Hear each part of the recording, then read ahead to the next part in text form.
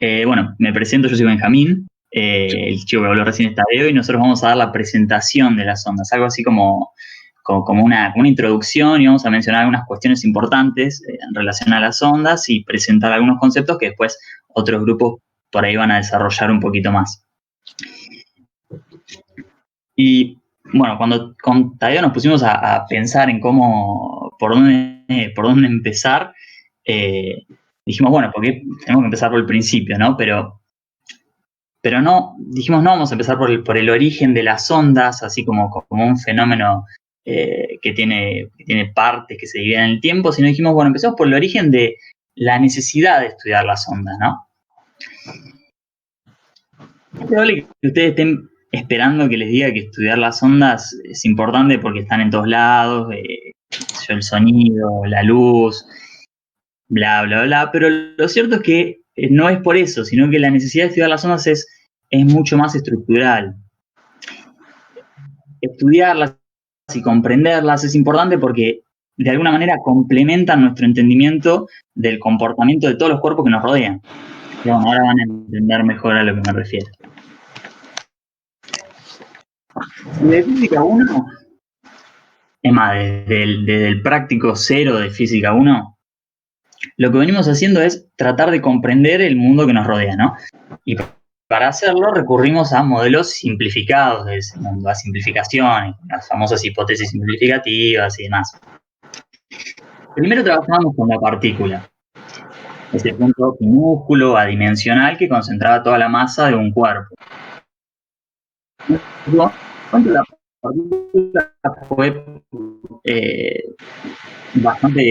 fue muy útil para buscar soluciones a los problemas que se nos presentaban, ¿no? Aprendimos el tema de las opciones horarias y demás, y todo eso. Para eso la partícula funcionaba bastante bien. Pero eventualmente nos dimos cuenta de que ese modelo de partícula era sumamente acotado y había muchísimas cosas que no representaba del mundo físico. Entonces pasamos al cuerpo rígido. Se presentó la idea del cuerpo rígido, este cuerpo que estaba formado por infinitas partículas cuyas el cuerpo. Entonces al cuerpo lo podía someter a fuerzas descomunales y aún así sus posiciones relativas y sus distancias relativas entre partículas seguían siendo las mismas. Es decir, el cuerpo no se deformaba en absoluto. No importaba la presión, no importaba la fuerza, no importaba nada. Permanecía siempre igual.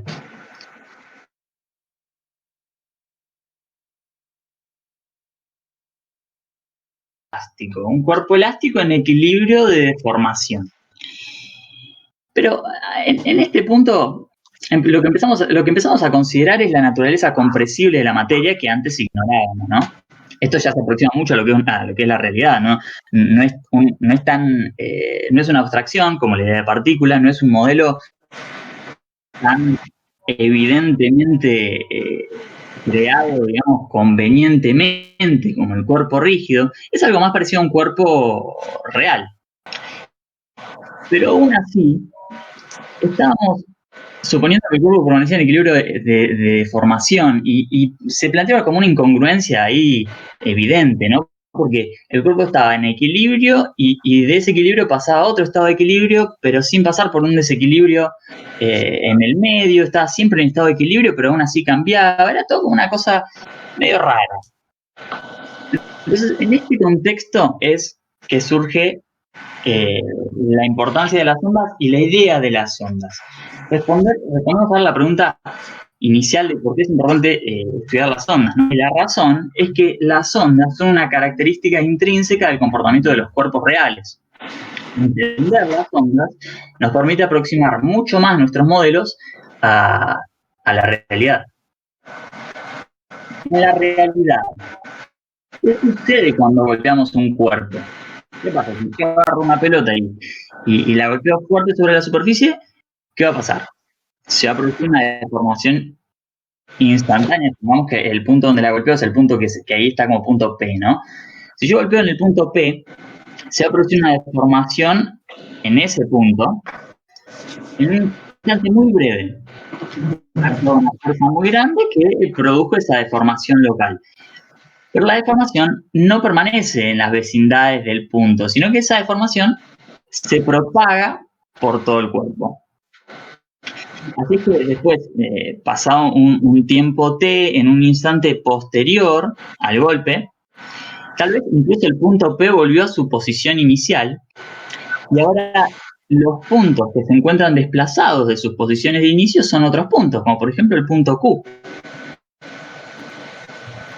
Además, se comprueba experimentalmente, y bueno, es una idea bastante intuitiva, la deformación en el punto Q comienza un instante finito después del instante en que sucede el golpe, indicando que la deformación se propaga con una velocidad finita, ¿no? Eso depende del medio de propagación y eso lo vamos a ver ahora dentro de un rato. Pero bueno, de aquí la importancia de las ondas. Acá es donde surgen las ondas. Las ondas aparecen porque en los cuerpos las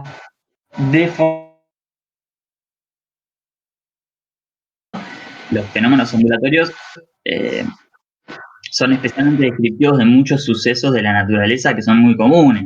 La luz, el sonido, la radio, todo eso, lo que pasa sobre la superficie del agua, todos esos son ejemplos de cuestiones que se explican únicamente con ondas. Más, pasan algunas cosas también bastante interesantes en la realidad, ¿no? Hay cuerpos que escapan a física 2, ¿no? Pero que tienen esa particularidad de que se pueden comportar tanto como ondas, como así también como partículas, como corpúsculos. Es de hecho la famosa cuestión de la dualidad onda-corpúsculo de la luz. Pero bueno, eso no lo vamos a tocar por ahora. Así que bueno, en definitiva el mundo está lleno de ondas. Buenísimo. Ahora, ¿qué es una onda? En líneas generales, el movimiento ondulatorio implica que se transmite un estado, es la transmisión de un estado. Si ponemos de pie muchas fichas de dominó así, formando un caminito, como se muestra en el GIF, y tiramos la primera, esa va a tirar a la segunda, y esa a la tercera, y esa a la cuarta, y se va a crear algo así como un tren de sucesos que finalmente acaba en que todas las fichas están caídas. A lo largo de las filas de fichas no ha habido ningún transporte total de masa, sino lo que se ha transmitido es este estado de caída. En los estadios, cuando hacen la ola, es eso, se transmite el estado de estar con los brazos levantados. Los espectadores no se mueven y aún así da la sensación de que hay algo que se está moviendo, y lo que de hecho es la onda, es ese estado. Por eso hay una cuestión intrínseca a las ondas que es el movimiento, ¿no? Ahora más adelante también lo vamos a hablar. Lo mismo pasa cuando se tira una piedra a un lago. Cuando tiras una piedra a un lago, la piedra cae y, bueno, todos lo sabemos, se crean esas olitas que parten del punto donde cayó la piedra, estoy haciendo así con las manos como si me vieran. Son una serie de circunferencias, de ondas de agua que se van alejando del punto donde entró la piedra.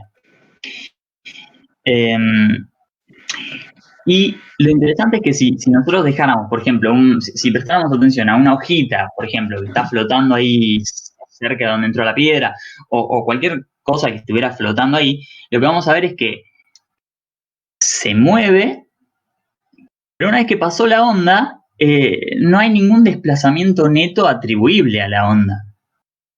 La materia permanece en el mismo lugar. Se movió, una vez que terminó el fenómeno ondulatorio, está en el mismo lugar. Entonces, habiendo dicho esto, podemos considerar la onda como un movimiento de una perturbación, ¿no?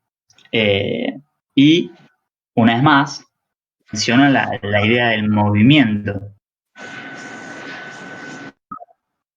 ¿Qué pasaría si yo tiro la primera ficha del trencito este de dominó e inmediatamente miro lo que pasa en la última? Nada, no le pasa nada todavía.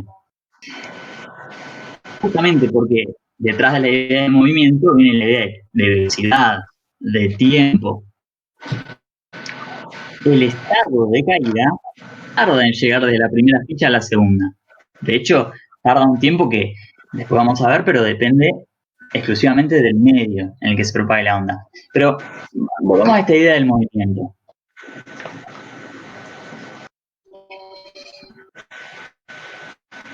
En la realidad, a veces hay fenómenos que uno esperaría que sucedan de otra manera. Hay cuestiones que sorprenden, como por ejemplo, ¿qué pasa cuando soltás un resorte? El resorte que se ve ahí en la imagen, ¿no? El resorte está colgando, está estirado. Si nosotros nos enfocamos en la parte de abajo del resorte, lo lógico sería pensar qué pasa. Si se lo sueltas, se cae. Sin embargo, eso no pasa instantáneamente, ¿no? Que se suelta el resorte e inmediatamente la parte de abajo cae. Obviamente acá hay un montón de cuestiones que hay que tener en cuenta, que tienen que ver con incidencias, con la constante del resorte y demás. Pero lo que quiero decir es, la parte de abajo del resorte espera de alguna manera que le llegue la señal de que tiene que caer. Es algo así más o menos lo que pasa con las ondas.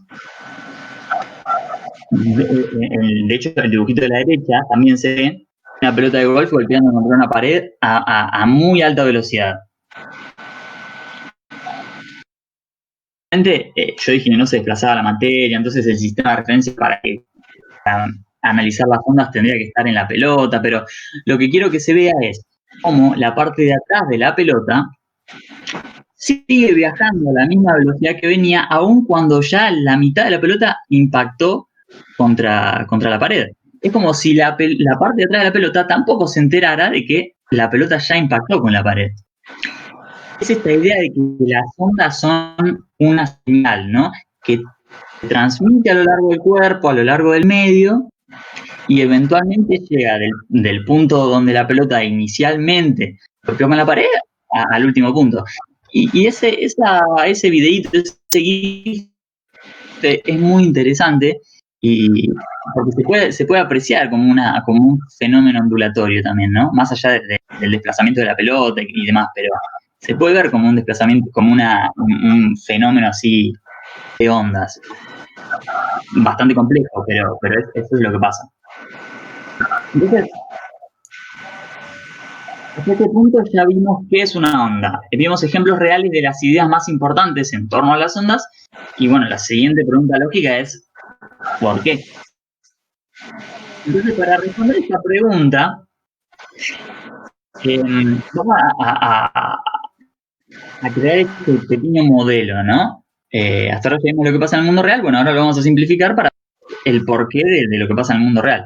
Entonces vamos a pensar en este carrito tubular con de pelotitas, con una cantidad finita de pelotitas, y con la particularidad de que, primero, que las pelotitas pueden moverse libremente. Segundo, que están separadas a distancias iguales. Y tercero, que tienen la misma masa. Y ahora lo que vamos a hacer es agregar un carrito que tiene la misma masa que las pelotitas, y que viene y choca con la primera pelotita. ¿Qué va a hacer? La primera se va a desplazar, vamos a pensar como que no hay fricción, ¿no? Entonces las pelotas, estrictamente hablando, se deslizarían, no rodarían, pero bueno. El carrito golpea la primera pelota, la primera golpea la segunda, la tercera, y así sucesivamente hasta que la última golpea finalmente el carrito en el que están metidas. Entonces, para el observador, hay un carrito, yo que no veo las pelotitas, ¿no? Hay un carrito B que golpea al carrito A, pero por un periodo de tiempo muy corto, ni el carrito A se está moviendo, ni el carrito B se está moviendo. Es una cosa que uno por ahí lo llevaría a pensar, bueno, ¿qué pasa con la conservación de la cantidad de movimiento? Pareciera como que se está violando este principio de esta idea de que la cantidad de movimiento se tiene que conservar. Porque el carrito B golpeó al carrito A, pero el carrito B perdió todo su movimiento y el carrito A no ganó nada todavía. Bueno, Lo que pasa es que acá otra vez volvemos a la idea del movimiento y el tiempo que tardan las ondas. Las ondas, en definitiva, son fenómenos, no son un cuerpo. Entonces, la manifestación de una onda es un fenómeno temporal por naturaleza. Entonces, yo podría pensar que no se conservó la cantidad de movimiento, pero en realidad sí, porque el principio de cantidad de movimiento lo que implica es considerar las partículas de los cuerpos también y la cantidad de movimiento de las partículas de un cuerpo. Entonces, ahora vamos a pensar en un ejemplo, habiendo dicho esto, en un ejemplo un poco más real, ¿no? Más de, que realmente nos podamos cruzar en la vida diaria. También sin fricción. Y pensemos en esto de que haya una bolita apoyada en reposo ahí, digamos, pegado sobre un extremo, ¿no? Si nosotros le damos un martillazo fuerte al otro extremo de la barra, nada, lo que va a pasar no es ningún misterio, ¿no? La bolita va a salir disparada. Para nosotros eso es instantáneo. Pero en la realidad, eso también conlleva un tiempo. Nosotros cuando golpeamos la barra, por más que no haya fricción y todo lo que dijimos, si nosotros golpeamos la barra, va a haber un periodo en el que ya golpeamos la barra y la bolita todavía sigue pegada a la barra. Porque la onda tarda en llegar desde el punto, desde el extremo izquierdo de la barra al extremo derecho. Ese es un tiempo que existe y que es mesurable. Por ejemplo, en una barra de 50 metros, ese tiempo es de una centésima de segundo, para que se den una idea. Entonces, bueno, hasta este momento tenemos que una onda es el movimiento de una perturbación. Pero es una definición muy simple, muy genérica, que admite muchas, que los distintos tipos de ondas tengan muchas características y muchas particularidades, ¿no? Entonces, en relación a esto, hay distintas formas de clasificar las ondas. Hasta ahora hablamos de ondas en general, pero nosotros en Física 2 lo que tratamos son ondas mecánicas, este tipo de ondas. Y para clasificarlas nos vamos a centrar otra vez en una idea que vengo repitiendo desde el principio.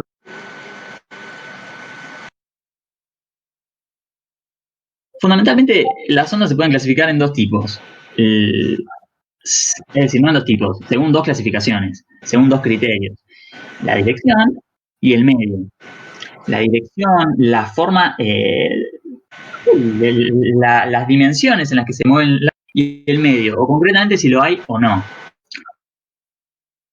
Cuando hablamos de dirección, nos vamos a cruzar ondas unidireccionales, ondas que se desplazan en una única dirección, como las ondas sobre a lo largo de una superficie, ¿no? Y ondas tridimensionales que lógicamente se desplazan en el espacio. Las ondas superficiales tienen forma de circunferencia y las ondas tridimensionales tienen forma esférica. Y uno podría preguntarse por qué es así, ¿no? ¿Por qué las ondas superficiales no tienen forma de cuadrado y las ondas tridimensionales de prisma? Podría ser. Pero aquí entra una idea, un concepto que después un grupo va a tratar con más detalle, que es la velocidad de propagación. Y lo único que voy a decir es que depende del medio. Entonces, si el medio es el mismo, la velocidad de la onda va a ser la misma. Entonces, en una superficie, en un plano, se trata de circunferencias porque pasado un mismo tiempo, cada punto de perturbación, es decir, cada punto de la onda, se encuentra a la misma distancia del origen de la perturbación. Nada, en álgebra 1 se ve que los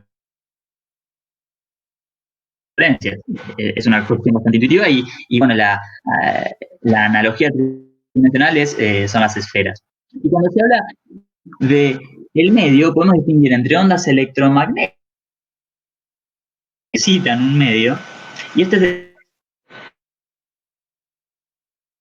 gracias a eso se pueden propagar en el vacío. En el siglo XIX se pensaba que existía una sustancia indetectable que se llamaba éter y que ocupaba el vacío y servía de medio de propagación para las ondas electromagnéticas. Ahora sabemos que eso en realidad no es así.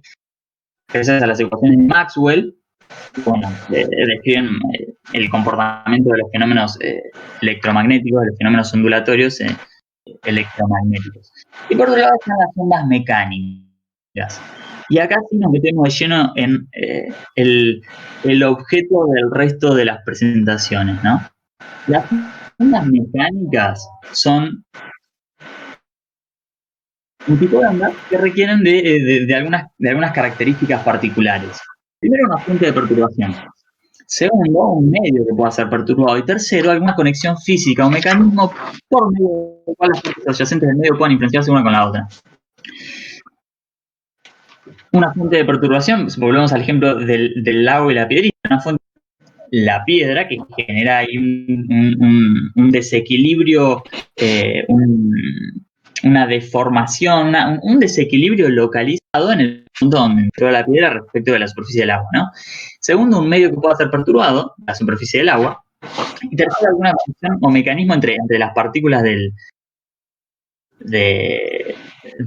agua, del aire. Entonces, teniendo en cuenta estas tres características, podemos decir, bueno, la primera imagen, la de arriba, un prisma. Sabemos que un prisma descompone la luz blanca en distintas, en luces de distintos colores, con distintas características. ¿Esto es una onda mecánica? No, porque no necesariamente hay un medio, es decir, no tiene necesariamente que haber un medio para que exista este tipo de ondas. ¿Las ondas en la superficie de un lago son ondas mecánicas entonces? Sí, es así porque cumplen con las tres características de una onda mecánica. Ahora Tadi va a pasar a hablar de tipos, ¿no? Buenísimo. Dada la introducción de Benja, él se ocupó mucho de por ahí ponernos en contexto con las ondas, qué son las ondas, qué es las ondas. Yo me voy a meter un poquito más en la descripción de las ondas. Y primero que nada, conviene hablar de los tipos de ondas mecánicas, donde distinguimos grandes grupos, las transversales y las longitudinales. Si nos centramos en las transversales, tenemos que, acá Benja me cambia la positiva,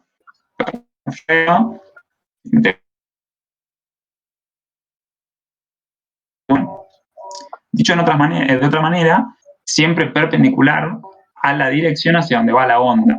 Para este tipo de ondas es un movimiento que describe la partícula, ¿no? Este elástica transversalmente en uno de sus extremos. Si la podemos notar cómo se genera una onda transversal en esa situación. Y también la típica viborita con la que todos jugamos de chiquitos, que si en una cuerda inducimos un pulso oscilatorio perpendicular a la cuerda, se genera la típica onda transversal. Después pasando a las longitudinales, estas, a diferencia de las transversales, el movimiento de la partícula siempre es paralelo a la dirección de propagación. De nuevo, dicho en otras palabras, en una onda longitudinal se propagan deformaciones longitudinales. Por esta razón, son cruciales los esfuerzos normales en este caso, ya que en todo momento el medio se comprime y se dilata. Estas ondas quizás son un poco más abstractas en la vida cotidiana, no es muy fácil verlas, pero bueno, si golpeamos el extremo de una barra elástica con un martillo, efectivamente ahí estamos generando una onda longitudinal sobre la barra, ya que se comprimiría en el lugar, instantáneamente en el lugar donde golpeamos, y esa compresión iría viajando a lo largo de la barra. Las ondas sonoras también son ondas longitudinales. Y bueno, dados los tipos de ondas, pasamos a describir el gráfico, donde acá podemos distinguir varias cosas. Primero que nada, acá en el gráfico no está escrito, pero los máximos de la función son las crestas, los mínimos son los valles. Después también tenemos que la distancia vertical entre la cresta y el valle dividida por 2, o sea, la mitad de esa distancia es la amplitud, o si lo queremos decir de otra manera, la distancia del 0 al máximo es la amplitud. Después tenemos el ciclo, que es el tiempo que tarda la onda en volver a empezar, y la frecuencia, que son la cantidad de ciclos por segundo que experimenta la onda, ¿no? Dicho esto, pasamos a las características de una mecánica de onda acá. Hay muchísimo para hablar. La verdad que hay muchísimo para hablar, pero esto por ser una introducción vamos a tocar estas cositas que son la velocidad de propagación, el retardo, que ya nos dio una introducción Benjamín, la reflexión, la intensidad y la superposición, destacando dos aspectos para nosotros los más importantes de la superposición, que es la construcción y la destrucción. Empezamos por la velocidad de propagación.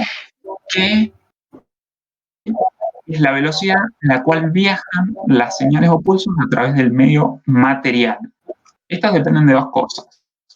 Primero, del medio, dicho más específicamente, depende de la densidad y de la rigidez. Y también dependen del tipo de onda. Por ejemplo, las ondas longitudinales tienen una velocidad de propagación mayor que las ondas transversales. Luego podemos hablar del retardo, donde el retardo es el tiempo, como ya dijo Benjamín, es el tiempo que tarda el medio en trasladar la energía de un lado a otro. O, dicho al revés, es el tiempo que tarda la energía en trasladarse a lo largo del medio. Por ejemplo, el ejemplo que dio Benjamín. Si golpeamos una tubería y tenemos un cronómetro lo suficientemente preciso, podemos medir tranquilamente el tiempo que pasa entre que golpeamos la tubería y entre que la onda llega al otro extremo de la tubería. Luego tenemos la reflexión, donde esto es algo muy gráfico. A la derecha tenemos una soga tensa con uno de sus extremos fijos a una barra. Si el otro extremo un impulso transversal, vemos cómo el pulso al llegar a la pared se refleja con casi la misma amplitud, pero los sentidos de desplazamiento y de la velocidad de las partículas se invierten. Es decir, nosotros inducimos un pulso en forma de cresta, el cual viajó hacia la derecha y después vuelve hacia la izquierda en forma de valle. ¿Por qué? Porque mediante el nudo no le permitimos el movimiento a la soga respecto a la barra. En cambio, a la izquierda, la única diferencia es que ahora la soga no está fija a la barra. Ahí pueden ver el anillito que permite que la soga se mueva a lo largo de la barra, por lo que cuando llega el pulso al extremo, se refleja con igual amplitud y sin invertir la velocidad de las partículas. Es decir, nosotros enviamos una cresta y vuelve una cresta de prácticamente la misma amplitud hacia el otro lado. La reflexión no solo se puede ver en cuerdas, también se puede ver en fluidos.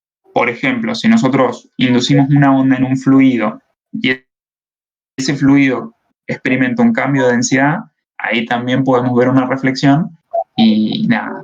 Luego tenemos la intensidad, donde observando las tres formulitas de la izquierda, la de la energía, la de la potencia y la de la intensidad, rápidamente nos damos cuenta de que la intensidad es proporcional a la amplitud al cuadrado e inversamente proporcional al radio al cuadrado. Entonces, acá lo más por ahí que alguien no haya visto la semejante explosión que hubo en el Líbano hace unos días en Beirut. Entonces, claro, ve que los que están muy cerca de la explosión, bueno, los resultados fueron completamente trágicos. En cambio, a medida que te vas alejando de la explosión, los efectos fueron cada vez menores hasta un punto donde ya simplemente escucharon el sonido. Y ahí es donde entra en juego esto de que la intensidad sea inversamente proporcional al cuadrado, porque mientras más nos alejamos, la intensidad de la onda se va disminuyendo con el cuadrado del radio.